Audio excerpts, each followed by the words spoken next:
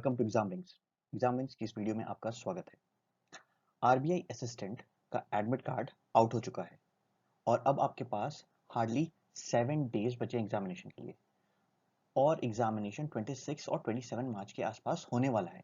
तो अगर आपकी प्रिपरेशन कंप्लीट हो चुकी है या नहीं हुई है तो अगले 7 डेज में आपको क्या अप्रोच रखनी चाहिए so that you can score maximum marks in this particular examination. तो आज इस चीज़ पे हम डिस्कस करेंगे। अगर आपने चैनल को लाइक नहीं किया है, सब्सक्राइब नहीं किया है तो चैनल को लाइक करिए, सब्सक्राइब करिए। साथ ही साथ आप हमारे यूट्यूब के साथ साथ इंस्टा, फेसबुक और टेलीग्राम को भी फॉलो करिए सो दैट आप कोई भी चीज़ मिस नहीं करो, कोई भी नोटिफिकेशन मिस नहीं करो।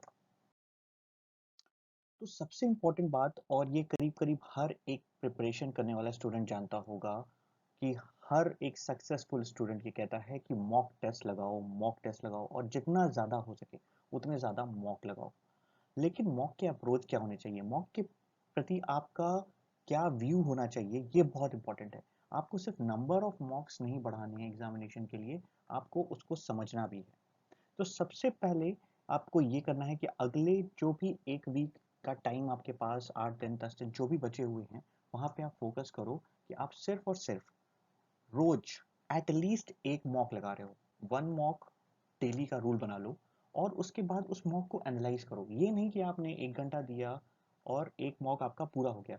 आप उसको एनालाइज करो, समझने की कोशिश करो कि आपने जो अप्रोच किया है आपने कहाँ गलती की है, किस पर्टिकुलर क्वेश्चन पे आपका टाइम ज़्यादा लगा है, किस पे आपके एरर ज़्यादा हो रहे हैं, किस तरह के सेक्शंस में। ये चीज़ें समझो, ठीक है। उसके बाद फिर आप कोशिश करो कि आपका स्पीकर सेक्शन कौन सा है और स्ट्रेंथ कहाँ से आपके अच्छे हैं। मतलब स्ट्रेंथ अच्छे हैं मतलब कि किस सेक्शन में आप हर बार सही आंसर करके आते हो और कहाँ पे आप ज़्यादा गलती करते हो। अब वीकर सेक्शन का जब आपको पता चल जाएगा तो ये नहीं करना है कि आप वीकर सेक्शन में बैठ जाओ। कोशिश करो कि इस तरह के सेक्शंस पे कम टाइम दो। अगर अवॉइड कर सकते हो तो इसको स्किप करने की आदत डालो, क्योंकि अब ये देखो यहाँ सिर्फ 7 डेज है, हमको यहाँ पे बहुत कुछ स्मार्ट स्टडी करके दिखाना है। यहाँ हमारा फोकस स्मार्ट होना चाहिए, ठीक है। और स्मार्ट तभी होगा जब आपको पता होगा कि आपको क्या छोड़ना है। यहाँ पे आप कोई पर्टिकुलर सेक्शन में टाइम दे के भी आप गलत कर रहे हो, वो सेक्शन छोड़ने जरूरी है। अब उसके बाद अगर आप मॉक देते हो, मान लो आपने आज मॉक दिया और आपने बहुत कम स्कोर किया, 50 स्कोर कर पाए आप, 45 ही आपका स्कोर अगर आ रहा है तो पैनिक नहीं करना है कि भाई बहुत कम आ गया, क्योंकि अभी भी आपके पास टाइम है। एक दो मॉक अक्सर ऐसे होते हैं जिसमें स्कोर लो होता है क्योंकि पेपर का लेवल थोड़ा सा डिफरेंट होता है, टफ ज़्यादा हो जाता है या पर्टिकुलर उस सेक्शन में फंस जाता है। तो इसको ये सोच के आपको बिल्कुल पैनिक नहीं करना है कि यार जब मैं मॉक में नहीं कर पा रहा हूँ तो वहाँ क्या करूँगा। मॉक हमेशा एक नॉच ऊपर ही होगा। तो अगर आपको कोई दिक्कत आ रही है तो ज़रूरी नहीं है कि वो एग्जामिनेशन में भी आए। तो उस चीज़ को लेके बहुत ज़्यादा पैनिक मोड में नहीं जाना है। गलत हो गया कोई बात नहीं, एनालाइज करिए जो चीज़ हमने पहले कही है और उसको फिर आगे समझिए। नेक्स्ट पॉइंट आता है जो अगले 7 डेज के लिए आपके लिए एकदम समझ लो कि आपको करना ही करना है, वो है फॉर्मूलाज।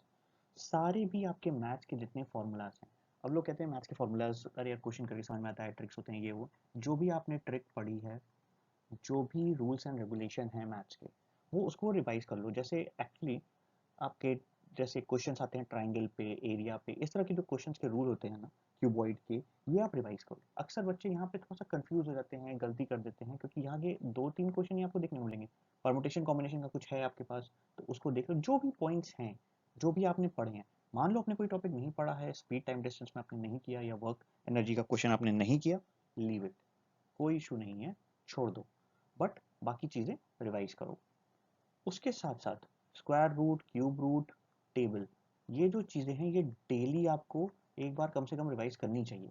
अगर आपको 30 तक स्क्वायर रूट याद है तो उसको अगर आप रिवाइज कर लोगे ना 7 डेज के लिए, तो आप और तेज़ी से रिकॉल कर पाओगे एग्जामिनेशन में। आपको मल्टीप्लिकेशन डिवीजन में बहुत आसानी हो जाएगी जब आप पेपर में देखोगे। और अगर आपको टेबल याद है तब तो समझ लो कि आपकी कैलकुलेशन डबल स्पीड से फास्ट हो जाएगी।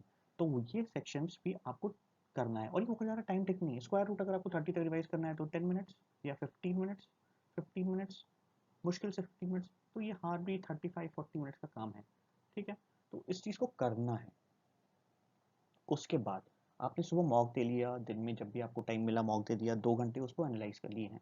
अब आपको क्या करना है कि सिंप्लीफिकेशन, सीरीज, डीआई और पजल, ये 4 ऐसे टॉपिक हैं जिस पे आपको रोज क्वेश्चन लगाने ही लगाने हैं एग्जाम की। अगर आप सिंप्लीफिकेशन देख रहे हो तो सिंप्लीफिकेशन के आपके 10 क्वेश्चन, सीरीज के 10 क्वेश्चन, कम से कम 3 डीआई, एक डीआई में 5 क्वेश्चन होते हैं और 3 पजल। 5 कर लो तो और अच्छा है। इतना आपको टाइम निकालना है अगले 7 डेज, ये डेली रूटीन में आपके होना चाहिए। अगर आपको सीरियस मोड पे सिलेक्शन चाहिए, उस लेवल पे, उस स्पीड पे अगर आपको पहुंचना है। मैंने अक्सर एक चीज़ कही है कि आपको कंसिस्टेंसी ज़रूरी है। अब कंसिस्टेंसी क्यों ज़रूरी है, एक चीज़ बताओ। अगर मैं आपसे ये कह दूं कि बेटा आज 50 क्वेश्चन लगा लेने हैं, पेपर से पहले तुमको जाना है, बहुत टफ हो जाएगा। लेकिन अगर मैं तुमको रोज कहूँ कि रोज 5 क्वेश्चन लगाओ अगले 10 दिन तक, तो 50 क्वेश्चन बहुत आसानी से हो जाएंगे। थोड़ा थोड़ा रोज अपने आप आ जाएगा। ठीक है। नेक्स्ट पॉइंट है इंग्लिश। ये ऐसा सेक्शन है जहाँ पे मैक्सिमम बच्चे डरते हैं। ठीक है। जिनका सिलेक्शन होता है और जिनका नहीं होता है, दोनों को ये एक्चुअल सेक्शन डिवाइड करता है। मैथ्स बहुत से बच्चे अच्छा कर लेते हैं, लेकिन अगर आपने ये सारे सेक्शंस में स्कोर नहीं किया अच्छा, तो आपका सिलेक्शन, आपकी रैंक बहुत पीछे हो सकती है। और अब वो कैसे ठीक करनी है, अगर आपने अभी तक बहुत ज़्यादा नहीं पढ़ा है तो आगे 7 डेज में क्या करना है। पहला तो रोज आरसी, रीडिंग कॉम्प्रिहेंशन, मतलब नहीं समझ में आती है तब भी सॉल्व करनी है, पढ़ पढ़ के क्वेश्चन का आंसर देना है, लेकिन देना है। उसके बाद आता है क्लोज टेस्ट।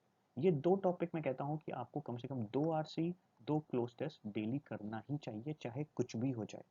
आपको आंसर नहीं करना, बहुत बच्चे ऐसे कहते हैं कि सर मुझे स्टोरी नहीं समझ में आई। रीड अगेन, अगेन, अगेन, कई बार पढ़ो, उसका आंसर भी आप देखो। आंसर क्या आ रहा है आपसे, गलत हो रहा है कोई बात नहीं, गलत आंसर दो, लेकिन ट्राई करो। जब 7वें दिन आप कर रहे होगे ना, तो आप जो पहले दिन किए थे, दोनों में एटलीस्ट 50% का फर्क आ गया। लेकिन practice, that's it. Next point है वोकैब्स पे। मैं हमेशा कहता हूँ वोकैब डेली करो, डेली 5 वर्ड करो। बहुत से बच्चे नहीं करते, अगर आपने किया है तो बहुत अच्छी बात है। नहीं किया है, हमने इसके लिए करीब 1000 वर्ड की एक वोकैब की प्रीवियस वीडियो बनी हुई है, स्टार्टिंग की में आप जाओगे तो आपको मिल जाएंगी। रोज 5-5 वर्ड्स करो। ठीक है, छोटी छोटी वीडियो मैंने बना रखी है। 5 वर्ड्स रोज करो और आप धीरे धीरे करके कुछ ना कुछ तो इम्प्रूव कर ही लोगे। नहीं आपकी सारी चीज़ें आ जाएंगी, हो सकता है फंस जाए वो जो चीज़ें आनी है। न्यूज़ आर्टिकल और एडिटोरियल में से कुछ ना कुछ रीडिंग की हैबिट डालिए। दूसरी चीज़ ये मैं कहता हूँ कि अगर आपकी रीडिंग बहुत ख़राब है ना, बहुत ख़राब, तो आप तोड़ तोड़ के पढ़ो। सेंटेंस को ब्रेक करो पार्ट्स में, उसको समझो, पढ़ो, और उसका जो मीनिंग निकाल रहे हो वो आप लिखो। रीड करने के बाद राइट इट। हिंदी में अगर आपको लग रहा है हिंदी में लिखना है स्टार्टिंग में, तो हिंदी में लिखो। इंग्लिश में लिखोगे तो बेस्ट होगा, लेकिन लिखो। क्यों लिखो, क्योंकि आगे वाली टाइम पे आपको उसकी ज़रूरत पड़ेगी। ठीक है, अगर मैं पीओ लेवल की बात करूँ तो आपको एक्चुअली लिखना पड़ता है, लेटर राइटिंग और ये सारी चीज़ें उसमें आती हैं। तो वहाँ पे आपको राइट वाला हेल्प करेगा, अगर आप थोड़ा सा एडिटोरियल लिखने लगोगे पढ़ के कि हमने क्या पढ़ा, उससे हमने क्या समझा और वो लिख लिया। अगर आप ये नहीं भी कर पा रहे हो तो भी फिर भी एटलीस्ट रीडिंग तो करना ही करना है 7 डेज में। ये अगर आपके पास टाइम है, आप मैनेज कर सकते हो, तो डू दिस। आपकी इंग्लिश सुपर लेवल पे चली जाएगी। बट अभी आप यही कर लो, इतना काफ़ी है। नेक्स्ट पॉइंट है न्यू टॉपिक्स के बारे में, कि भाई अब 7 डेज बचा है, हमको ये टॉपिक नहीं आता है। लेट्स से कि तुमको बहुत अच्छे से नहीं आता है, कि स्पीड टाइम डिस्टेंस नहीं आता है या नहीं किया हुआ है, तो पहली चीज़ तो समझ लो कि नए टॉपिक को अब लास्ट मोमेंट में ना रटने की, समझने की कोशिश नहीं करनी है। आपके जो स्ट्रेंथ्स हैं, ठीक है, आप उस पर फोकस करो, वीकनेस को छोड़ दो। अभी आपके पास अब इम्प्रूव करने का बहुत टाइम नहीं बचा है। अब आपको अपने स्ट्रेंथ्स को सॉलिड करना है, जहाँ आपके मार्क्स आ रहे हैं वहाँ से ले आना है, वो नहीं मिस होना चाहिए। ये अगर कोई वीक पॉइंट है तो उसको छोड़ दो, स्किप कर दो। 2-4 क्वेश्चन आपको स्किप करने का ऑप्शन मिलेगा पेपर में। ठीक है। Next point is panic study नहीं करना है। कई बार ऐसा होता है कि जब 2 लोग स्टूडेंट हैं, 3 लोग स्टूडेंट बात करते हैं, वो कहते हैं कि अरे यार, परसेंटेज के क्वेश्चन तो हर बार पेपर में दिखते हैं और आपने परसेंटेज का कुछ टॉपिक नहीं किया। ठीक है, बेसिक ही नहीं किया। ठीक है, अब क्या करोगे। ठीक है, अब आप क्या करोगे। अब आपको पैनिक हो जाएगा कि यार मैंने तो ये पढ़ा ही नहीं, मैंने तो ये किया ही नहीं। ऐसे मोड में नहीं जाना है। आपको सिंपली ये करना है कि आपको आराम से बैठ के अपने स्ट्रेंथ्स को, जो चीज़ मैंने पहले कही, स्ट्रेंथ पे फोकस करना है, और सिर्फ प्रैक्टिस पे फोकस करना है। ये मत सोचना कि अरे यार ये नहीं पढ़ा, अरे ठीक है कोई बात नहीं, पढ़ा नहीं पढ़ा हो गया ख़त्म। अब फोकस करना है आगे कैसे अच्छे से करना है, पैनिक स्टडी नहीं करनी है। और ये चीज़ मैं कह रहा हूँ ना कि स्ट्रेंथ पे फोकस करना है, अपने स्ट्रॉन्ग होल्ड को ठीक करना है। अगर मुझे ये पता है कि मेरी डीआई सेक्शन अच्छी है, मैं कर ले जाता हूँ डीआई के क्वेश्चन, तो डीआई में मेरे से कोई मार्क्स कट नहीं होना चाहिए, वहाँ मुझे 100% मार्क्स आना चाहिए। अगर मुझे पता है कि ब्लड रिलेशन में मेरे से कोई गलती नहीं होती है, तो मुझे वहाँ से इतना अच्छा प्रैक्टिस करके 100% मार्क्स लाना है। ठीक है, कि अगर मेरे से पजल में 2 नंबर कट भी जाएंगे तो मेरे को ब्लड से आ जाएंगे। और थोड़ा सा प्रीवियस ईयर पेपर एनालाइज करो। बहुत टाइम नहीं है आपके पास, जब आप मॉक देते हो तो प्रीवियस ईयर के मॉक्स देना की कोशिश करो। आपको ये पता चलेगा कि इंपॉर्टेंट टॉपिक्स क्या क्या है, कि आप कौन सा टॉपिक स्किप कर सकते हो। मान लो आपने वर्क पावर नहीं की, वर्क एनर्जी वाला क्वेश्चन नहीं कर रखा है मैथ्स में, ठीक है। अब आप क्या करोगे, आपने देखा कि पिछले 5 साल में सिर्फ 2 ही क्वेश्चन से आए हैं, आप उसको स्किप कर दो, मूव कर जाओ। और अगर आपने देखा कि नहीं वर्क पावर से बहुत ज़्यादा क्वेश्चन आए हैं, 5 क्वेश्चन आए हैं 5 पेपर में, तो उसके फॉर्मूला देख लो, लेकिन उसको बहुत ज़्यादा पैनिक मोड में जाके या नया चीज़ सीखने की कोशिश नहीं करनी है। जितना सीख लिया, पढ़ लिया, कर लिया, ओके। लास्ट गेम और most important game, mind game.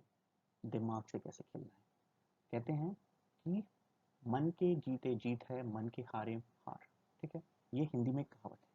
इसी तरह इंग्लिश में भी एक कहावत है कि half battle is one in the mind.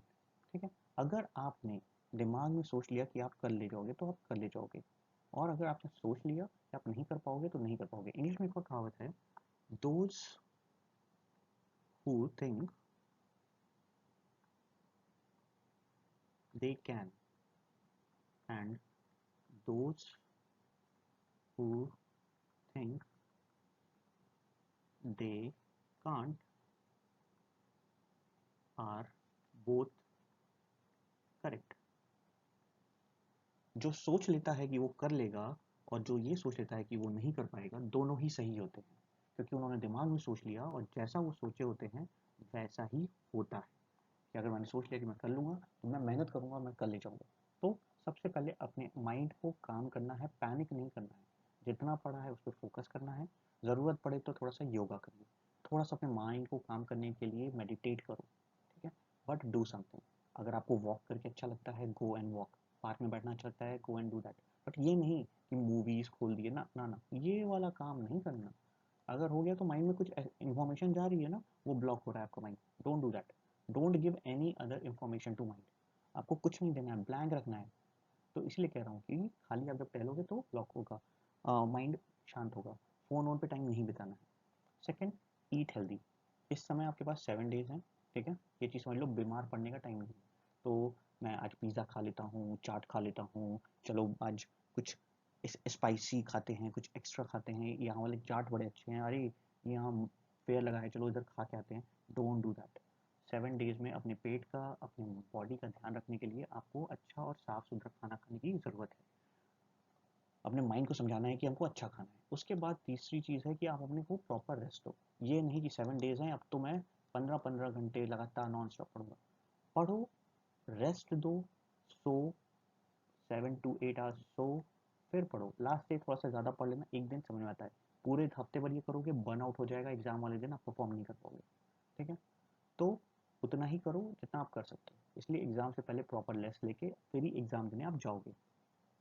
उसके बाद कि विजुलाइज योर सक्सेस। ये कहा जाता है ना, मैंने कहा ना कि मन के हारे हार और ये सारी चीज़ें मत, कि आंख बंद करो 2 मिनट के लिए, रोज रिलैक्स करो। जब मेडिटेट करो तो इमेजिन करो कि आप सक्सेसफुल हो रहे हो, आप उस पेपर में 95 क्वेश्चंस करके आ रहे हो।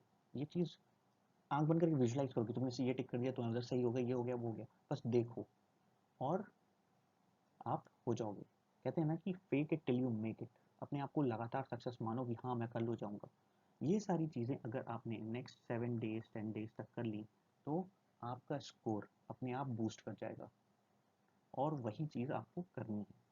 ठीक है, इसके सिवा अगर और कोई डाउट है आपके टाइम पे, आपको कैसे क्या मैनेज करना है, आप हमको कमेंट में क्वेश्चन करके पूछ सकते हो। एक चीज़ मैं और कहना चाहूँगा कि कई बार ऐसा होता है कि आप यहाँ पे यूट्यूब पे कमेंट करते हो और वो आपका कमेंट काफ़ी नीचे चला जाता है। कोशिश करिए कि आप हमारे फेसबुक को, टेलीग्राम को फॉलो करो, सो दैट वहाँ पे आप पोस्ट कर सको अपने क्वेश्चंस, और वहाँ पे मैं आपको मैसेजेस कर रिप्लाई कर सकूँ। इसके सिवा आपको कोई भी डाउट है, आप डायरेक्टली पूछो। All the best, good luck.